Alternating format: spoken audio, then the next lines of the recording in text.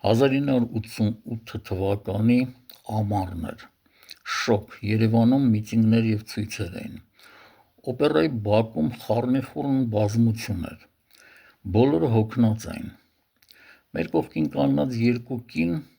անչափ հոգնած նստեցին մի սև քարի, ընկերս դիմեց այդ կանանց, ասեց այդտեղ մի նստեք, կանայք բավականին զարմացան, դիմելով ընկերոջս, ինչու չնստենք, ընկերս ասաց այդտեղ գերեզման է, կանայք տեղից վեր թռան, հարցնելով ինչ գերեզման, ընկերս ասաց այդտեղ Ալեքսանդր Սպենդիարյանի գերեզմանն է, և իրոք հենց այդտեղ օպերայի բակում է թաղված Ալեքսանդր Սպենդիարյանը,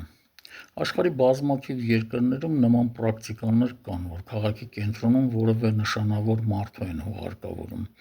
նույնիսկ դեպքեր կան, որ մարդը իր սիրելի կնոջը իր բակում է հուղարկավորում, չնայած կարծում եմ Երևանի կենտրոնում գերեզման ունենալը այնքան էլ լավ բան չի